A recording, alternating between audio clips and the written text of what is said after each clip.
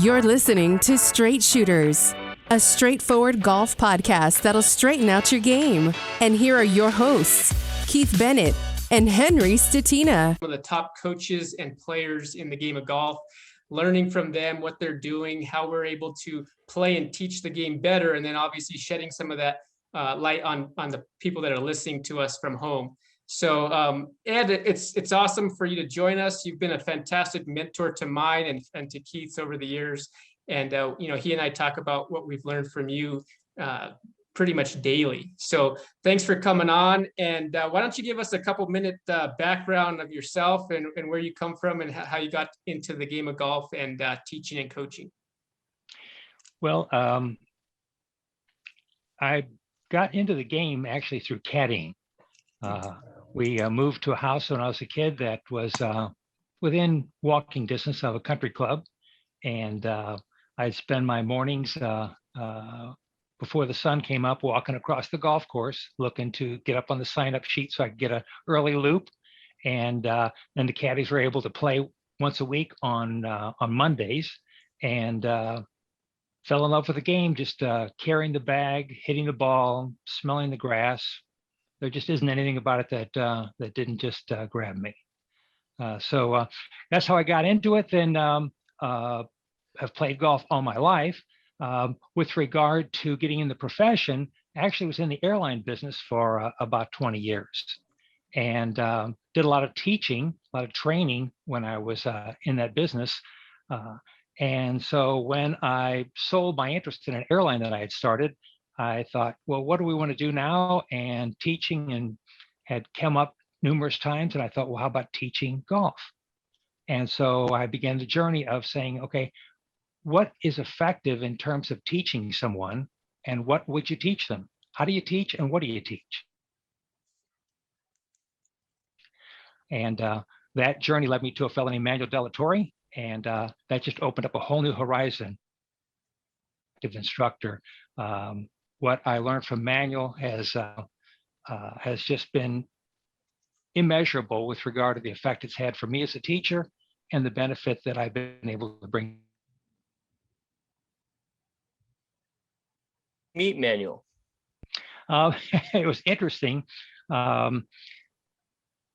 local pro here had invited me over for a golf lesson. And so I said, well, sure, let's see what he does. So I went over there, and he's talking golf club this, golf club that, golf club this, golf club that. And I'm wanting to know, well, how about my shoulders? And is my hip turn look okay? And am I keeping my left arm in a good position, et cetera? And all he could talk about was the golf club. I didn't get much out of that lesson. And about a month or so later, he called and said, hey, my teacher is going to conduct a seminar out in Phoenix. Why don't you come with us? And I thought back to the lesson I got from him, and I thought, wow, no way. Then he said the magic words, and we're going to play golf while we're out there. I thought, Arizona, golf, okay. So I went there and went and listened to Manuel and listened for 3 days of golf club this, golf club that. And I just wasn't used to that. I was used to, how the body works, and that it turns, and the shoulder angles, and knee flex, and your spine angle. And I didn't get much out of that seminar. Got back to teaching the next season. And one day I'm out teaching, and a light bulb went on. And I thought, is that what Manuel de la Torre meant? And I began getting some glimmer of an idea. And so when John called me the next year to go to the seminar, this time I took pencil and paper. And that was the beginning. And it was a remarkable illumination as to an optimal way to teach the game. Yeah, that sounds a lot actually like my first experience. I went to that seminar down in Scottsdale for a purpose other than the golf seminar. I went there, they convinced me to go because they said Scottsdale had a nice party scene. And so that kind of tricked me into going. And it's 3 days. And I remember after the second day, not having a clue what Manuel was talking about. It was just so foreign. It was almost like a different language that he was speaking. He was talking about what the club was doing versus that of the body. And then I took a lesson from him that final day, and it was almost like seeing the light for the very first time. And I couldn't find any information anywhere about it. It just seems so different. Can you kind of explain to us, obviously Keith and I are quite aware, but can you explain to us maybe the differences between what Manuel taught and traditional golf instruction? The way that I like to conceptualize it is there are two schools of golf instruction. There's body focused, which accounts for probably 9 out of 10 lessons that are given. And then there's club focused. And that would account for 1 out of 10 lessons that are given. The interesting thing is that what Manuel had discovered just through trial and error is that when a player puts their attention on moving the golf club, they seem to pick up on it so much faster. And certainly it's the case that this is a game of sending a ball to a target, and the one element that exclusively controls where the ball goes is not your knee flex or your spine angle, it's the golf club. And it's why we can see players in all different kinds of physical configurations, but still hit the ball straight. Well, which is the right physical configuration? There isn't one. What is correct is the right way the club operates. And that's really the difference between what Manuel was teaching and what everyone else was teaching. And that is an attention on the one essential element that controls the golf ball, and that's the golf club. Yeah. So Ed, I mean, I learning from you, learning from Manuel, learning from Ernest Jones about the golf club and swinging the golf club, the club head. Why wasn't this information even back then or today more widely spread? Why are 9 out of 10 golf lessons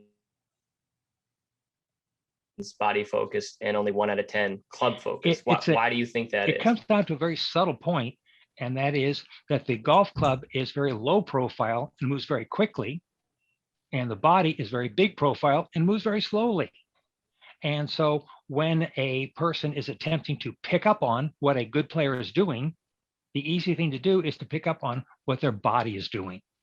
And ever since the beginning, if you read the ancient tomes from back in the 1800s, the first few books that were written on golf instruction, you'll see that there's just a tremendous emphasis on the body. And it's simply the case that players were attempting to play well. They wanted to emulate those guys who were playing well. And so what they could see readily was how the body moved. And so that's what became the focus. The club is observable if you practice how to observe it, but most golf professionals haven't achieved that skill or haven't set themselves to learn that skill. And so consequently, up to this day, golf instructors will watch what a person's body's doing and correct the body. And it's just the case that it's not how we use tools. We don't understand how our body works when we use a hammer or a broom or a screwdriver. We understand what the tools should do, and that becomes much more effective. But that's why the prevalence is toward body focused instruction. It's what a player can readily see. Now, what's interesting is a change that technology is bringing about. Now, with the advent of TrackMan and like devices, they're able to get information on what the golf club is doing, and we're beginning to try to change what the golf club is doing. The problem is that we're still trying to change the golf club by changing the body, and those two are not related. You can have the body move just so typically like you think would be optimal, and literally hit the ball sideways. Conversely, you can have the body move in what would seem to be very contrary to what would be correct and produce a nice golf shot. It's why we can see players with remarkable handicaps, playing out of wheelchairs, playing off of with braces, playing one-armed, being able to play very quick, very correctly. Their body isn't moving normally, but they're moving the club correctly. Yeah, I mean, case in point, Ernest Jones lost a leg and could still swing the club just fine. That was kind of that in fact was of course the beginning of someone asking, well, if I can't move my body like I used to move it, why can I still play well? And Ernest came up with the idea that, well, dummy, it's not about the body, it's about the golf club. And of course, he was the first one to document an emphasis on how to use the golf club as opposed to focusing on the body. Yeah, very cool. I gave a handful of lessons today, and some days are better than others. Today was a pretty decent day, and two of the students that I had were chronic slicers of the ball, and they had all the ideas of hips and shoulders, and all the ideas as to how they should be moving their body in order to hit a straight shot. And it was interesting how I really just focused on the club face because their club face was open. And we identified exactly how the club face should move throughout the swing. We used the spine as the point of reference, like you've shown us. And then I got down on, kind of squatted down towards the ball and put my hand out in front of them and had them slap my hand and saw how the hand kind of moved to make a slapping motion, and that the right hand and the club head or the club face were kind of resembling one another. And throughout that experience, the two gentlemen both were excited, elated. I mean, they were just giggling with how simple that instruction was. I mean, they were actually taking little putts and chips with the driver, the ball only going 30 or 40 yards, because they were really excited about doing it correctly and seeing some progress. It was unlike anything they'd ever experienced before. It is a real remarkable experience when a player is told what to do with the club as opposed to what to do with their body. It really taps into our own psychology. We are designed to make movement subconsciously, but to make it with result of an intention. What you gave them was a very clear visual intention, and they were able to respond to it so easily. It felt simple to them. And you're right. You get that giggling, like, can it really be this simple? and that, the thing is that what you did there was tapped into what I think is the central misperception that hinders both instructors and players from being more successful.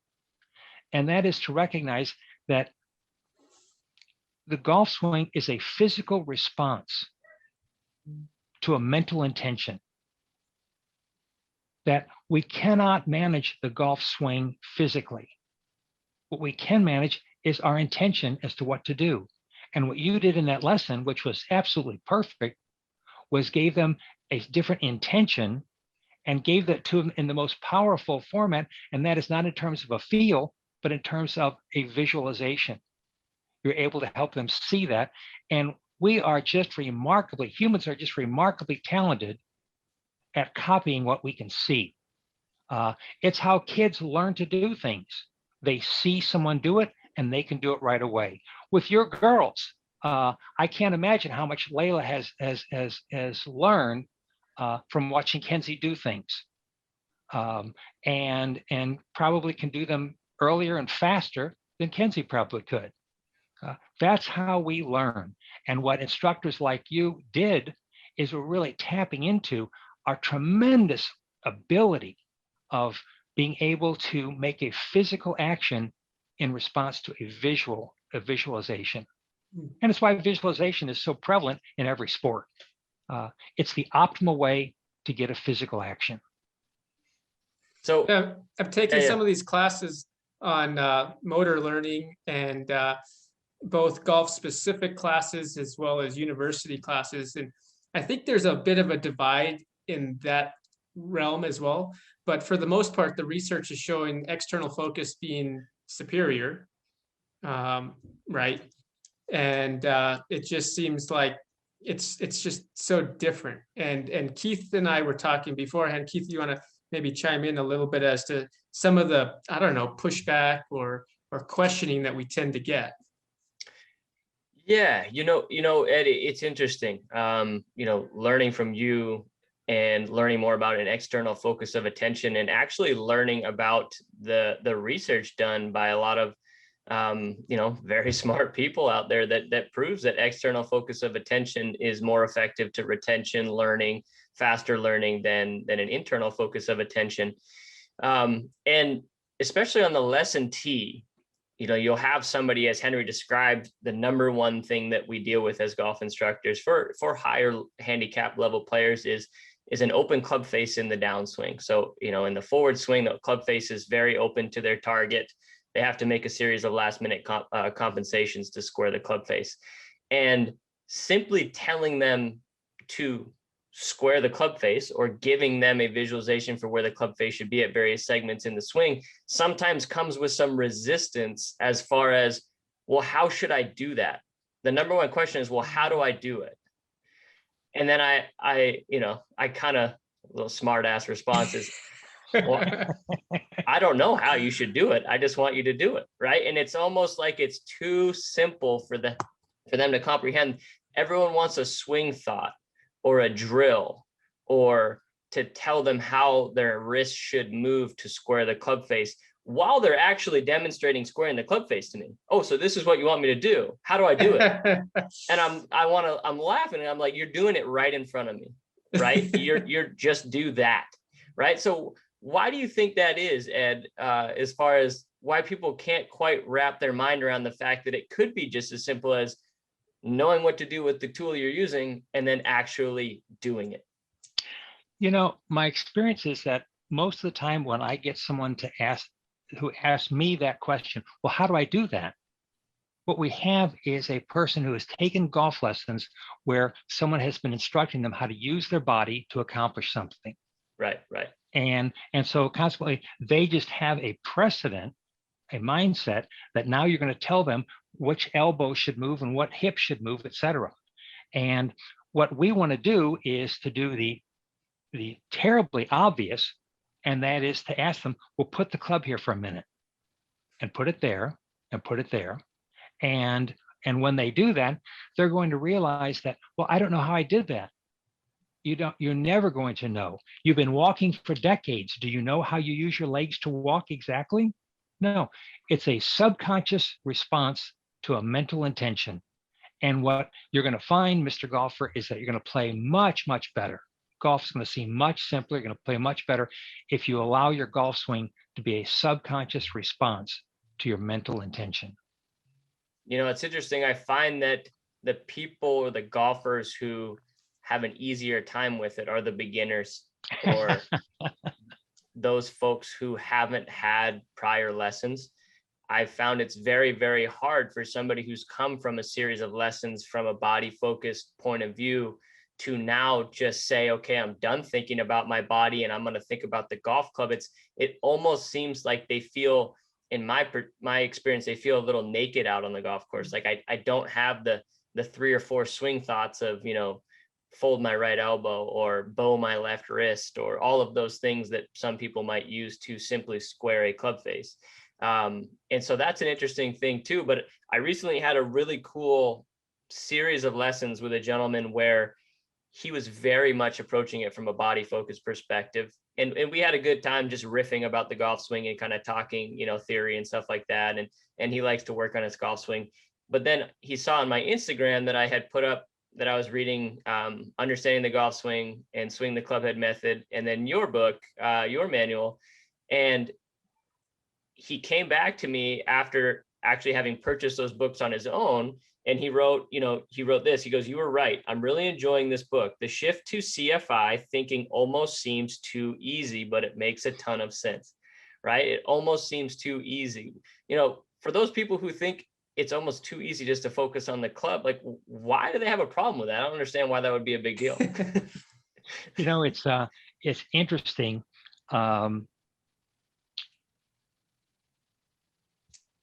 Ernest was invited by the PGA back in the 40s, I think it was 46, to an early PGA meeting, and they asked him to make a presentation on golf instruction.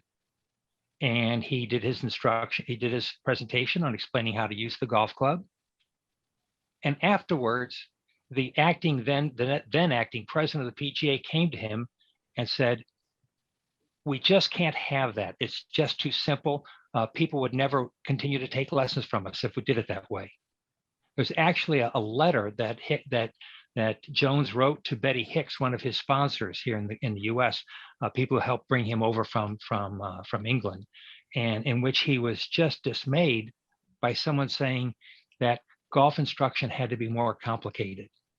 But that reaction that you got, Keith, is a reaction that people have had for decades when they get club-focused instruction. It just seems too easy. The nice thing is most of them pretty quickly surrender to the fact that, you know what, easy is a good thing. and Right. And most importantly, if it works better, then it's really a good thing. Right. And of course it works much better.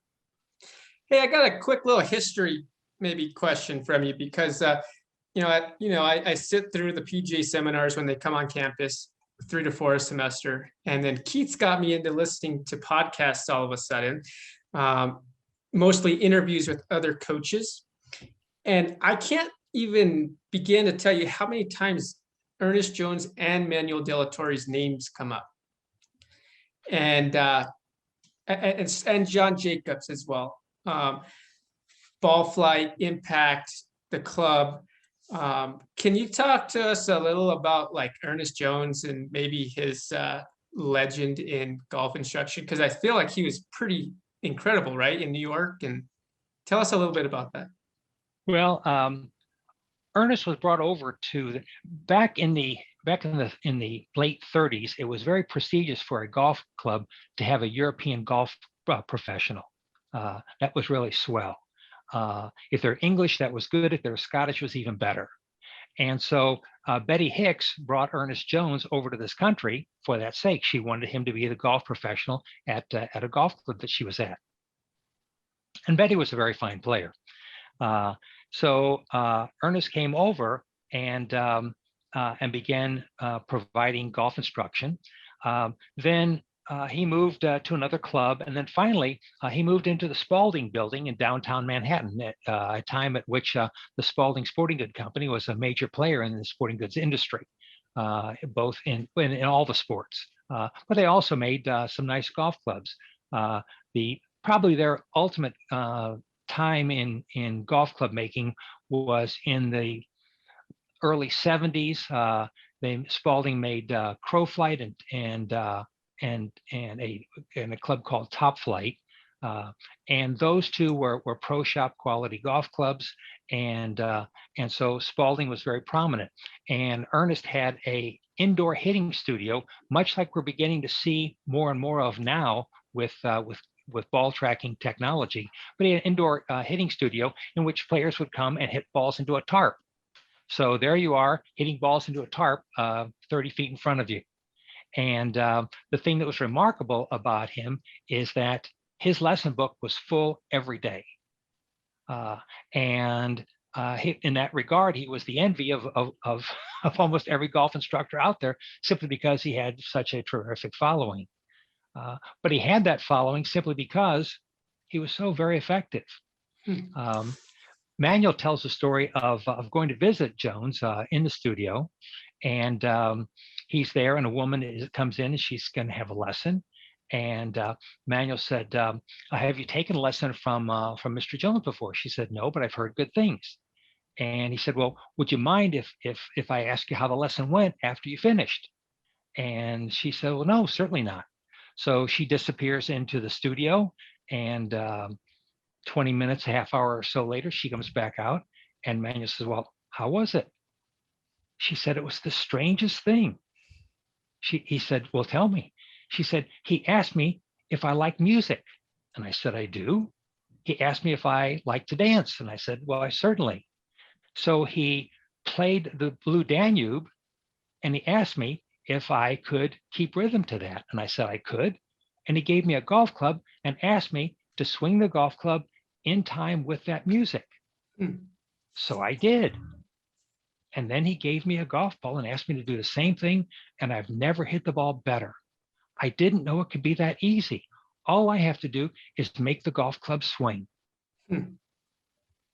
And that's what he built his legend on, was just getting people to swing the golf club. And the term swing is used too casually. It's a very specific motion. It's a pendulum-like backward and forward motion.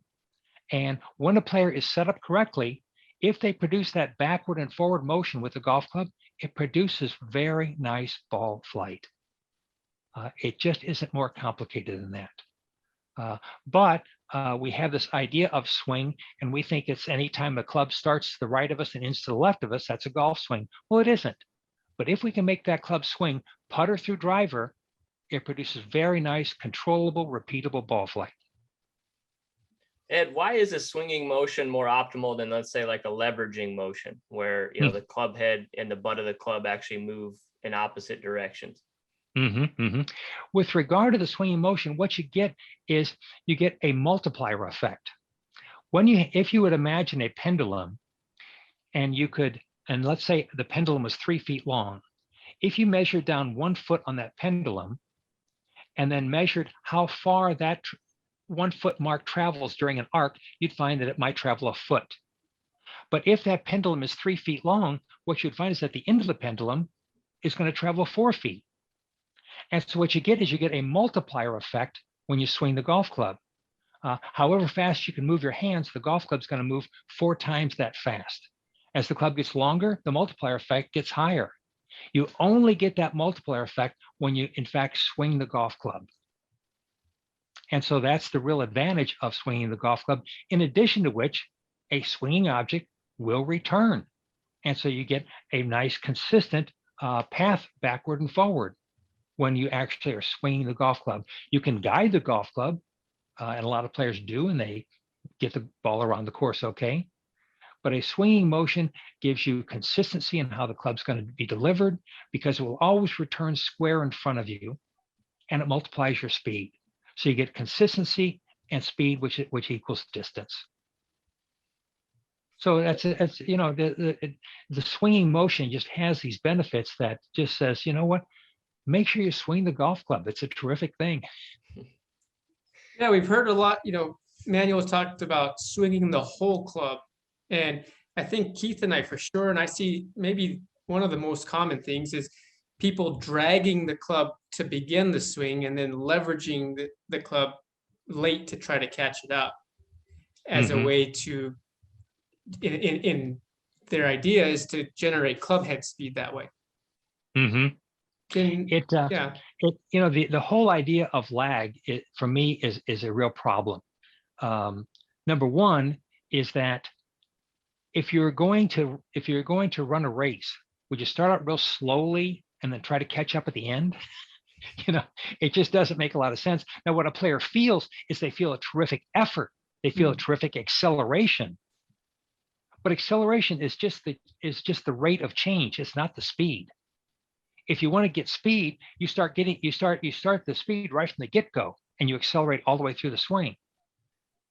What lag does is it gives you this sensation of this burst of acceleration, but it doesn't increase the speed at all.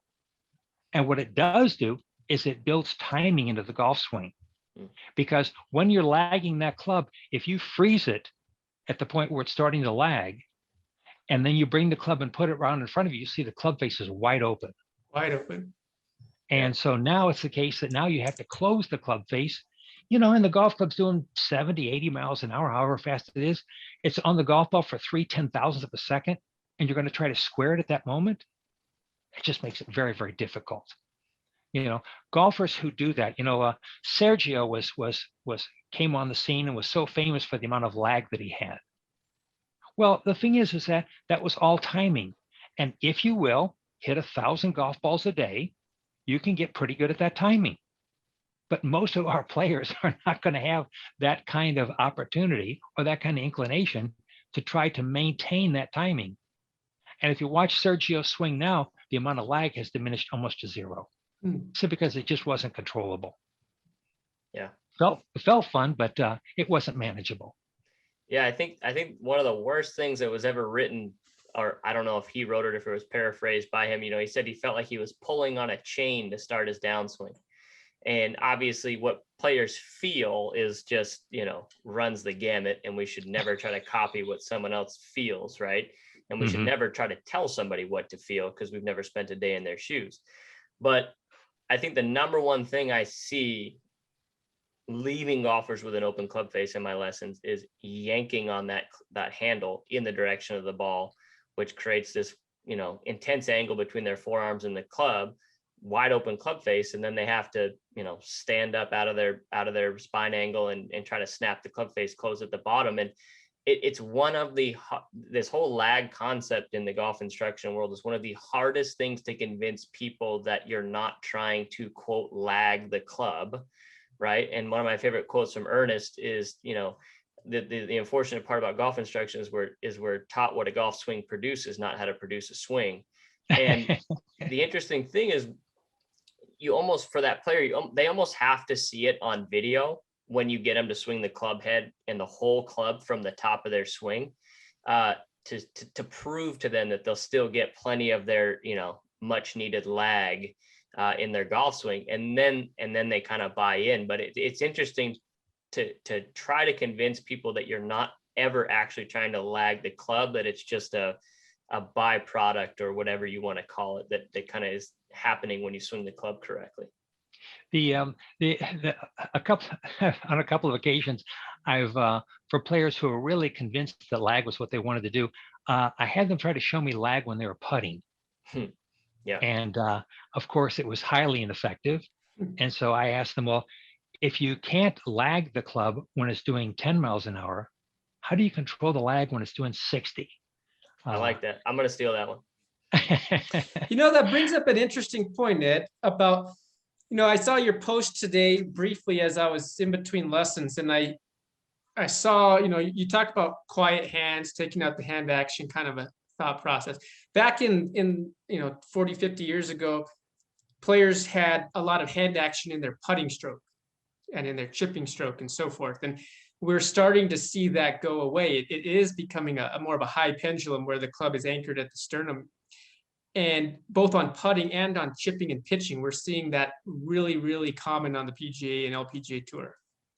And I kind of am curious here about what the future looks like, because I have a feeling that hand action is going to start going away in the full swing. Yeah, if you look at the people that are regarded as being the optimal ball strikers, and I'm thinking of the optimal wedge players, people who are really accurate, really close in. You're looking at a Zach Johnson, you're looking at a Steve Stricker, you're looking at a Jason Day. Jason Day. And when you watch those players and you film them and watch the action through the ball, very little hand action. Hunter Mann in his day was remarkable. Billy Horschel. If you watch Billy, or Paul Casey, very, very quiet hands. Very, and on a very nice angle of attack, very flat coming into the ball. That reduced hand action is just optimal. It's just optimal. There's no advantage in having those wrists cocking and uncocking. None at all. All it does is just build timing and inconsistency. And it's one reason why, and you pointed this out to me, Henry, that so many players, if you watch the follow through, there's no hand action on the follow through. So you're starting to see that already from impact forward. What I want to see is that no hand action from the top of the swing forward. And the thing is that if you take a ball in two hands and take it back over your shoulder and try to throw it as far as you can, guess how much hand action you put in that? Zero. And if you try to put hand action, would you throw the ball further? No, you just throw it wilder. Yeah, for sure. Yeah, you've pointed out Patrick Reed. It looks like he's doing that. You know what? The guy's a terrific player. And so he goes to Lebeau and says, what could I do that's better? And David is experimenting with something he called the A swing, which was pretty close to what we would be teaching. It wasn't as good, but it's pretty close. But it got him into getting that club much more in front of the player and not having the club wave around with hand action. And that's what he's got Patrick working on right now. And be interested to see how that comes out. Conversely, I see Ricky Fowler has changed coaches, and now he's gone to a fella who's all about body action. And I'm going to see how Ricky does with that. Yeah, someone who already relies on a lot of timing. Ed, I want to switch gears real quick and talk about visualization. I think, you mentioned it earlier that visualization is used in all of their sports. It's talked about in the golf world. You might catch a pro or two talking about visualization kind of in a media room or at an interview post-round or pre-round. How does visualization work in with someone trying to get better at golf? I mentioned it on the lesson tee as far as, visualizing where you want the club to be and sustaining that visualization for the duration of the swing. Talk to us a little bit about that, because, for a lot of people, that is a pretty foreign concept as far as how you actually use it to improve your golf swing. Yeah. The visualization for humans would be like water to fish. A fish could arguably be the last animal to ever discover water because they're in it all the time. Right. And people don't discover visualization because we do it all the time, every day. Buttoning a button, zipping a zipper, putting a key in the lock, transcribing a phone number. Somebody calls us on the phone and says, hey, write down this phone number, 329-7724. Well, we're visualizing those numbers. We have no attention. We're putting no attention on the pen. We're visualizing those numbers. And because of us visualizing them, our body sends instructions down to our hand to write those numbers out. So we visualize all day long, every day, and we're really good at it. We're really, really good at it. You ask someone, hey, write for me something in Chinese. Duh. But show them the characters in Chinese, they can do it right away. Because we're so very good. And if we can hold a visual image, our brain will send the corresponding signals down to our muscles to produce that image. And that skill is central to being able to get the golf club to do what we need it to do. It's to visualize. But it's a case that few people have ever been taught it. And you're exactly right, Keith, with regard to players or instructors mentioning it, they will. But there really aren't very many good discourses on visualization itself. Nick Faldo probably mentions it more than anybody as far as the commentators go on how important visualization is. But it's just the case that it's like that old saying, what you see is what you get. Well, you could take that quite literally in golf, and that is what we see is what we get. The story that I like to tell, because it's just so graphic, is back in '86 when Nicklaus won his last green jacket. Corey Pavin is leading the tournament actually, and on Saturday he gets up to 16, the par 3 across the water at Augusta, and he later recounts to Bob Rotella, who's his mental coach. He says, Bob, he says, when I got to the top of my swing, I told myself, don't hit it in the water. So what was the visualization he had? Where'd the ball go? In the water. It's so powerful. You give Pavin a bushel basket full of golf balls, he could hit them all across the lake on the green. But boy, when we visualize something, that's the signal to our muscles. And the next day, Sunday, he hits it in the lake again. Rotella says, what happened?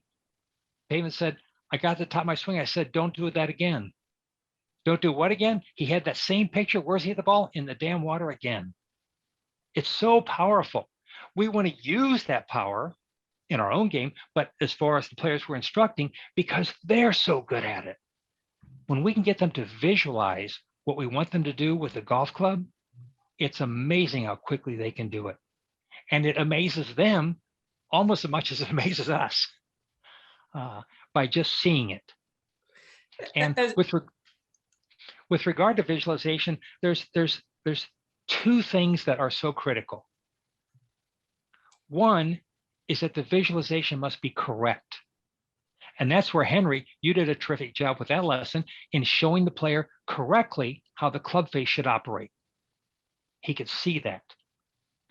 The second is to instruct a player that they need to then hold that visualization for the duration of the swing. Much like if we were writing down those phone numbers, we would hold the visualization of that number 3 until we were finished with the 3. Then we'd put the picture of the next number in our mind. So if we can teach a player to visualize what they should be doing with the club and hold that visualization for the duration of the swing, well, that's a killer combination. And what does that process look like? I mean, lay it out for the listeners learning to swing a club. So you have the correct visualization of the club. You have sustaining that visualization for the entire swing. Right. What speed should they learn that at? And what's the process of actually putting a ball on the ground? How long should it be before they actually put a ball on the ground? Oh, you know what? That's just a terrific question.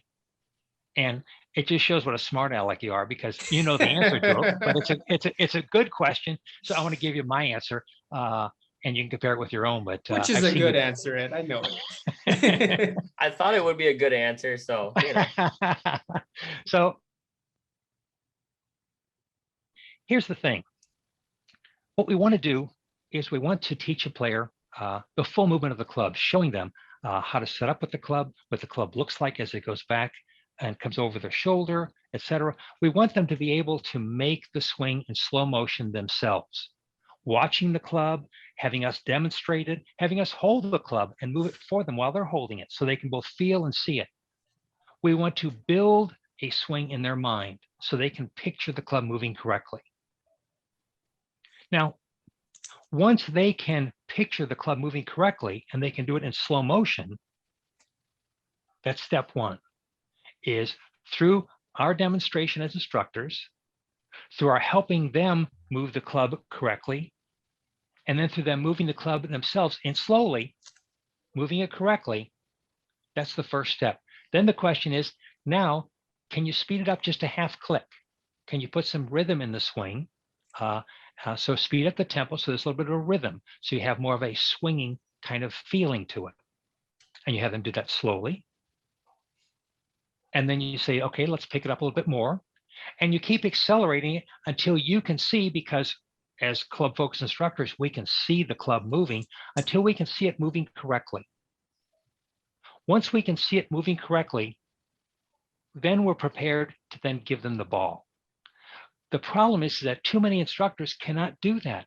They give the player the ball prematurely and the player experiences failure.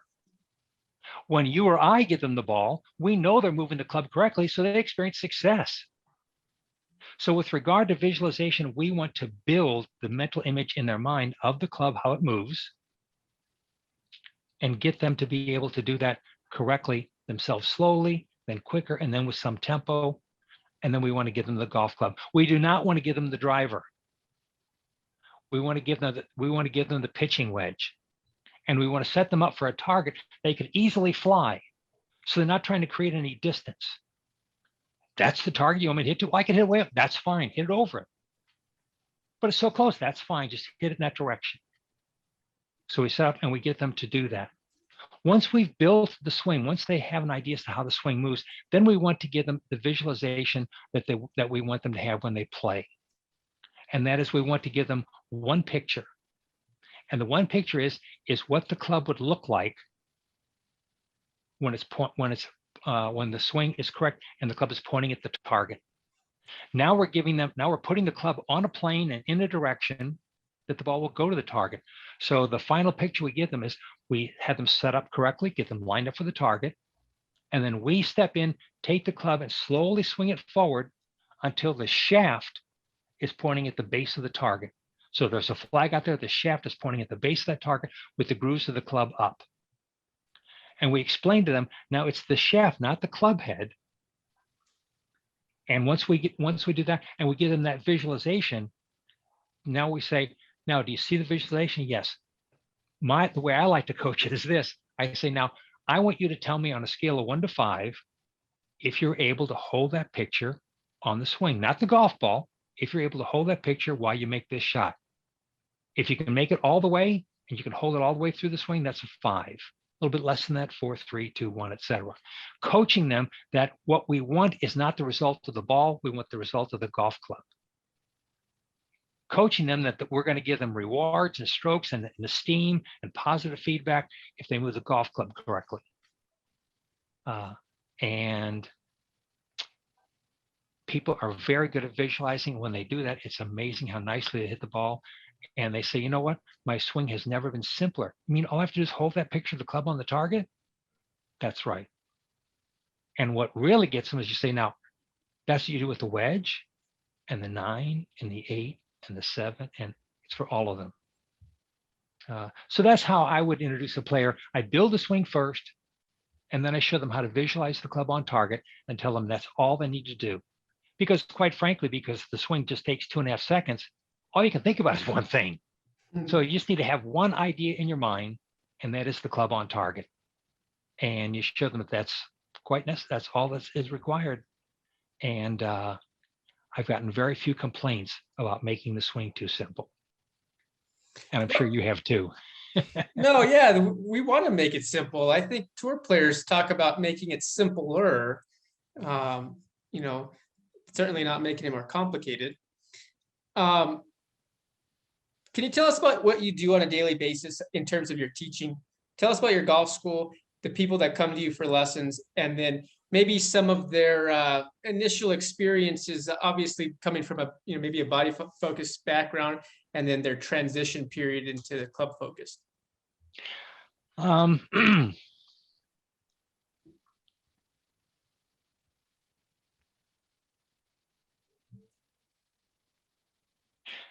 What I find is that when I survey these players and I ask them, have you ever hit a good drive ever?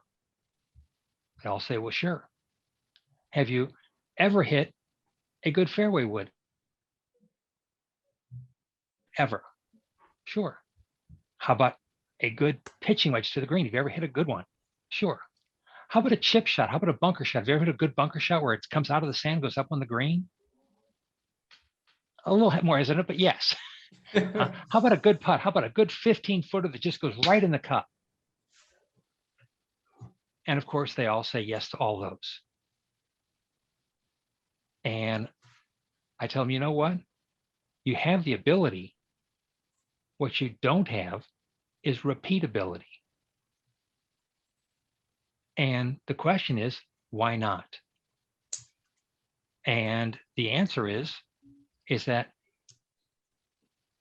what plagues most golfers is that their bad shot and their really good shot have one thing in common.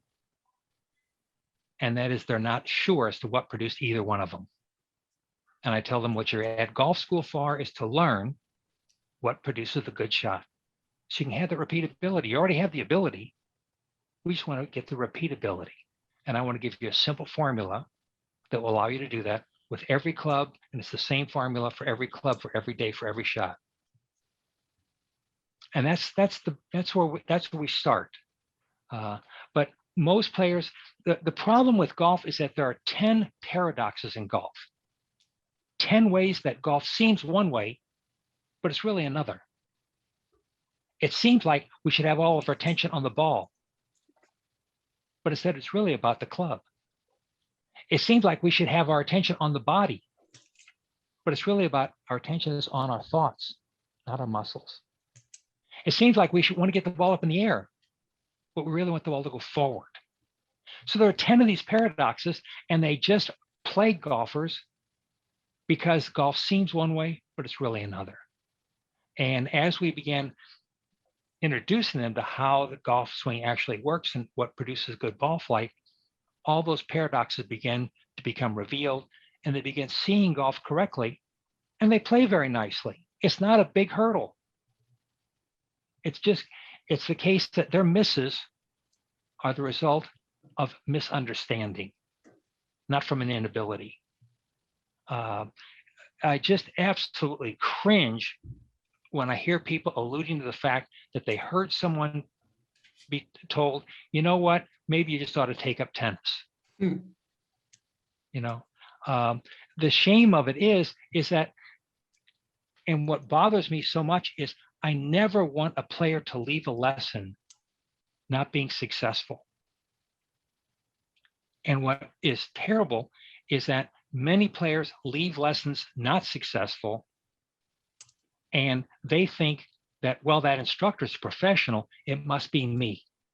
It's not you, mister. It was the instruction. Golf's a simple thing to do. Go to any driving range, you'll find 6 and 7-year-olds hitting lovely little shots. How technical can it be? It's the instruction. It's not you, mister or Mrs. And what's nice is the experience you had, Henry, today with those fellows, and that is recognizing, I can do this. Yes, I can do this. And they get excited and giggly and have a great time. You brought up something a minute ago about not knowing what caused the bad shot or the good shot. Mm-hmm. And I can definitely speak from my perspective, ledge golf and, trying to play a little bit professionally, where it was always like on the range before the round or leading up to the tournament, it was like, well, I got to settle in on some sort of feel or swing thought or something, that I hope is going to carry me through the event. And it always left me with this really anxious feeling to go play because I wasn't sure how to conjure up my best stuff. And now I find myself knowing exactly what to do to make the ball go straight. Like when I'm on the golf course, there's no guessing. Like, I know what I'm in, and there's no more confident feeling in the world than knowing what I'm doing on a golf course to hit the ball straight. And if I'm not hitting the ball straight, I know it's because I was distracted. And if I can admit to myself that I was distracted, then I can get back to it. And it's really this liberating feeling of like, I can just go right to the first tee. I don't need to find some, thought on the range beforehand, and I can go hit it dead down the middle of the fairway. For those people in the lesson, and I find this, and you taught me this as well, is, for those people who want to know what went wrong on the bad shots, we don't always have to have an answer for them because there could have been hundreds of things that went wrong. Obviously, we know the answer was that they lost their mental image of the club, but how do you coach them into, instead of getting sidetracked by what could go wrong on any swing, focusing more on what they should do to produce better shots? Well,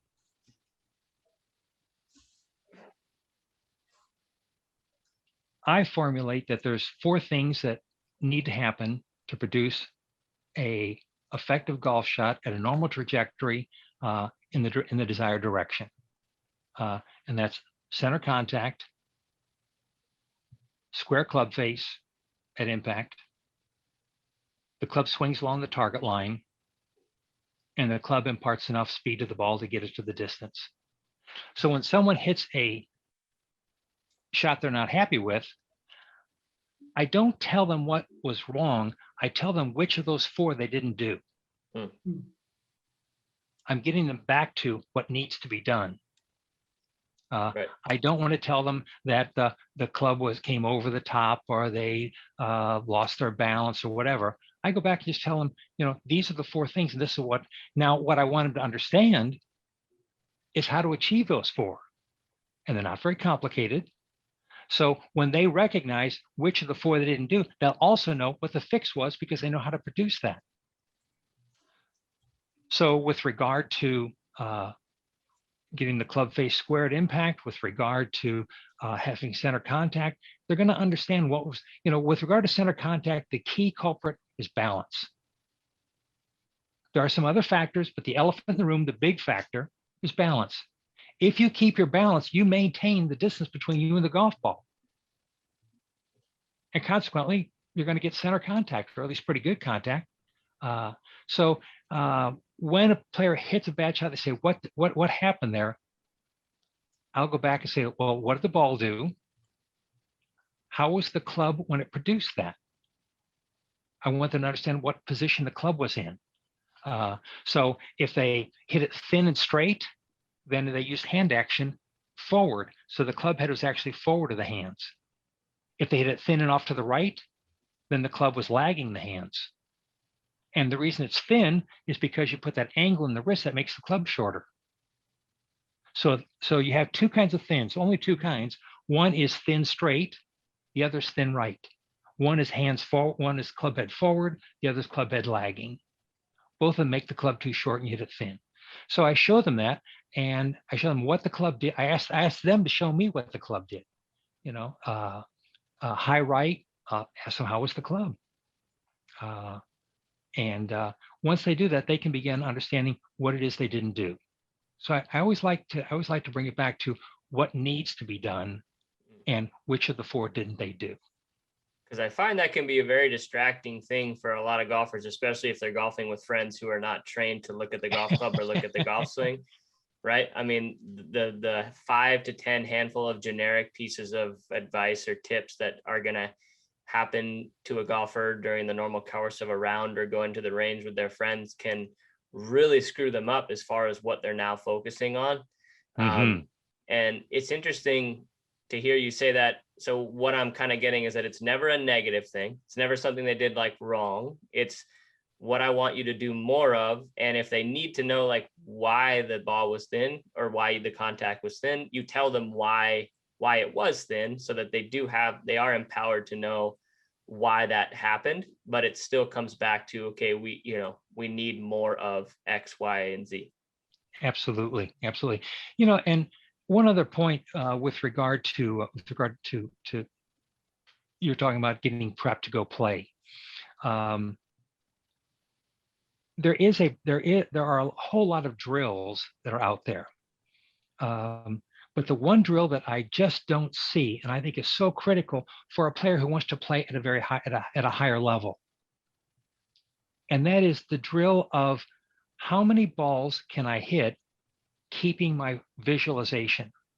How many can I successfully do, and can I make it so that when I pick up the golf club, just holding the golf club takes me into that space of focus, or what could be colloquially called the zone. And to me, I think that's what really needs to happen. Even when I watch, when I go to a tour event and I watch players, I'll see them fiddling with their swing. And of course, it's tournament day. But to me, if I was warming up to play, I'd want to ask myself, can I hold my focus for 10 shots in a row? And if I can hold it for 10, can I do it for 12? Can I do it for 15? I want to build a habit that when I pick up the golf club, that I go into that singular focus. Since it's the same focus all the time, getting the club on target, can I do that? And I don't see that drill ever mentioned about practicing. I see practicing the mechanics, but the physical response is just in response to the mental intention. Can we have a very consistent mental intention? And when I see a bucket of balls, those balls are not for physical practice. The physical practice is what you do without the golf ball. Right. Those balls are for mental practice. Can I hold the right mental cue? So it's kind of like all the large, what is now a medium soft serve drink at a McDonald's. It used to be a XXX. It's almost like these 108 ball buckets that you can buy at a range is like, it's a disaster. Like especially for somebody just learning this, how many balls do you think is legitimately they can sustain that focus for, from your experience? I tell all the players who leave school that when you go to practice, I want you to get the smallest bucket they sell. Take the bucket over to the green, putt half of the balls, and chip half the balls. Then take that basket over and see if you can hold your focus through most of those golf balls. See if you can hold your focus. Don't worry how great the shots are. If they aren't perfect, that's fine. But I want you to hold the focus, because what needs to happen in order for us to become proficient, what our muscles need to do is what our brain needs to do is to invoke the same instructions to the muscles. And if we hold the same intention, the same mental image, the brain is a learning mechanism. It will learn how to tweak the muscles better and better and better so that the motion becomes more and more compliant with the image. We really need to hold that same image over and over and over. So one, we get good at focus, but second, so that our brain can tweak the muscles and learn from its experience as to, oh, that was a little bit too much of this muscle. I'm going to give this muscle, and it will subconsciously learn how to make that. And that's how we learn how to make alphabet and how to write our numbers so they're legible. By continually holding the picture of the 3, continually holding the picture of the G, and letting our brain practice sending the impulses to our muscles. That's how you become proficient, is getting the image and holding that successively. What if I do it over and over and over though? Won't I get muscle memory? I won't have to think about that. You know what? I'm not even going to answer that. Hey, Good Ed, question. I think we can go for hours talking about this. I don't know about Keith, but it almost feels like we're back in school with you here. You are the expert. I'm curious, of those 4 essentials that you listed, Mm-hmm. swinging to the target is the one that is the least understood. And whenever Absolutely. I bring that up, it seems, especially verbally or through written material, that it institutes a linear response. Mm-hmm. Thinking of the club head going along, like, on a linear line on the target line. And obviously we know that the swing is circular.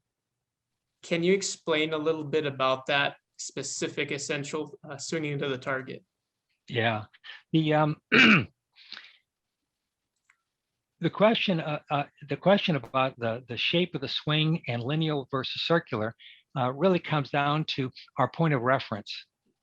If our point of reference is the club head is making a circle around us.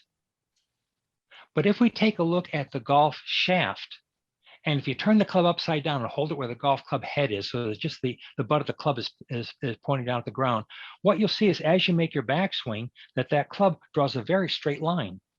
On the ground. Exactly. It draws a very straight line. It tracks a very straight line. And what happens is that's really representing the plane of the swing. The plane of the swing is very flat. And therefore, as the club moves along that plane, it draws a very linear pattern. And so what happens is that it's very complicated for us to think of the swing happening on a diagonal. Vertical, not too much of a problem. We can serve a tennis ball, overhand serve. Horizontal, we can hit a horizontal baseball, not a big problem. But diagonal is a little bit more tricky. And so if we tell a player that we want to swing the club to the target and we want the shaft to go to the target, it becomes lineal. It's a little bit easier to understand. But it goes to the question of, does the club go straight back and straight through? And of course, the answer is yes and no at the same time. If you take a putter and make a nice putting stroke, what you'll see is that the shaft goes backward and forward along that target line, whereas the club head makes the arc. So, it's, I agree with you 100%. The thing that I do is I will oftentimes give a person a golf ball, have them stand and make a sidearm toss to me, and have them see that their arm is traveling very lineal as it comes to me. And that can give them the idea.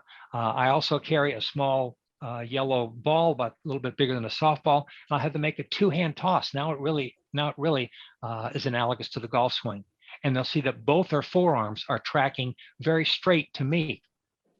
And if they don't go straight, I don't get the ball. So you're right. The lineal thing can be confusing. Again, it's one of those paradoxes. And as we help a player get past their misunderstanding, they wind up playing much better. One of the reasons why a lot of players slice is they try to keep the club head going square down the target line. It doesn't. It goes circular.